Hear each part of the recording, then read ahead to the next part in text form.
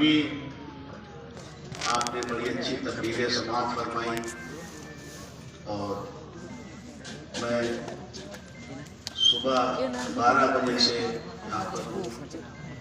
آج ہماری علاقے کی ایک عظیم شخصیت جنہیں ہمدرد قوم ملت کہا جاتا تھا، وہ ابھی کچھ دن پہلے ہم لوگوں کے درمیان سے دنیا سے رخصت ہو گئے۔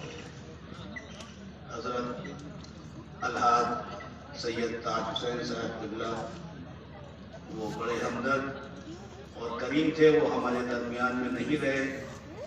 اللہ تبارک و تعالیٰ ان کی اور جتنے بھی مرحومین اس علاقے سے رخصت ہوئے، ہم سبوں کے گھروں سے مولا کریم ان سبوں کی مغفرت فرمائے آمین، اور ان سب کو جنت الفردوس میں اعلیٰ سے اعلیٰ مقام عطا فرمائے۔ تقریریں تو بہت ہوئی، میں کچھ دیر آپ کے سامنے حاضر ہوا ہوں اور اپنی بات آپ کے سماعتوں کے حوالے کر کے رخصت ہو جاؤں گا۔ یہ اصلاح معاشرہ کانفرنس اس کا نام رکھا گیا ہے۔ ابھی مفتی فاروق صاحب قبلہ بہت اچھے ہمارے علاقے کے خطیب ہیں، مفتی بھی ہیں، اور انہوں نے بہت سے گوشے ایسے چھوڑے کہ ان میں کچھ گوشوں پہ ہم بات کرنا چاہیں گے۔ اور ابھی ہمارے محترم المقام چودھری محمد اکرم صاحب قبلہ نے کچھ باتیں کہی جو بہت ضروری باتیں ہیں، اور وہ اصلاح معاشرہ کے ہی حوالے سے آپ کے سامنے۔ آج ہمیں ضرورت اس بات کی ہے کہ آج یہ سائنسی دور ہے، یہ دور مادی دور ہے، دنیا میں دولت مندوں کی کوئی کمی نہیں۔ آج ٹیکنالوجی کا دور ہے، اور سب سے بڑی ٹیکنالوجی ہمارے سامنے جو سب سے اہم ہے وہ موبائل ہے۔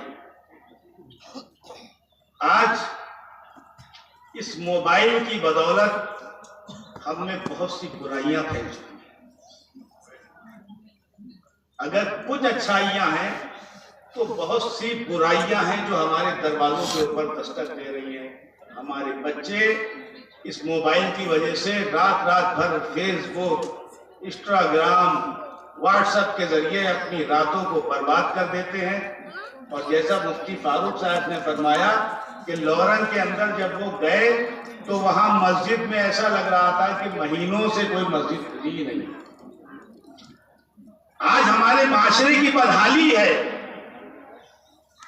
کہ جس معاشرے کی اصلاح کے لیے، اس کی درستگی کے لیے ہمارے آقا و مولا سرکار مدینہ صلی اللہ تعالی علیہ وسلم نے طائف کے میدان میں پتھروں کو برداشت کیا، آپ کا چہرہ لہو لہان کر دیا گیا،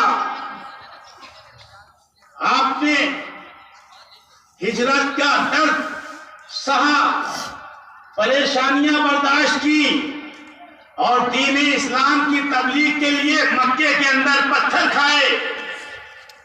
جس اسلام کی تبلیغ کے لیے، اس کی اشاعت کے لیے آپ کے شہزادوں نے، آپ کے نواسوں نے کربلا کی سرزمین پہ اپنا گلا پیش کر دیا، اور گلا خود پیش کیا، بلکہ اپنے بیٹے کو بھی پیش کر دیا کربلا کی سرزمین پہ کہ جاؤ تم سب قربان ہو سکتے ہو، لیکن نبی کا دین قربان نہیں ہو سکتا ہے۔ اللہ اکبر۔ اس دین کی یہ حالت دیکھ کر آج افسوس ہوتا ہے کہ آج ہمارے بچوں کے اندر ہاتھوں میں موبائل ہے، ہمارے گھر کی بچیوں کے ہاتھ میں موبائل ہے، برائی عام ہو رہی ہے، فسادات بڑھ رہے ہیں۔ بتاؤ مسلمانوں کہ اگر ایسی حالت میں ہمارے آقا ہمارے احوال کو دیکھتے ہوں گے تو کیا سوچتے ہوں گے؟ جب ہم یہ کہتے ہیں کہ ہمارے آقا ہمارے درود پاک کو سنتے ہیں، ہم غلاموں پہ نظر کرم فرماتے ہیں، تو کیا ہماری برائیاں وہاں نہیں پہنچتی ہوں گی؟ میرے عزیزوں، آج اس بات کی ضرورت ہے کہ بوڑھے ہو جاتے ہیں تو مسجد کی طرف چل دیے گا، کوئی نماز ترک نہیں ہوگا اب، لیکن ضرورت اصلاح اس بات کی ہے کہ ہماری قوم کے حاصل ہو۔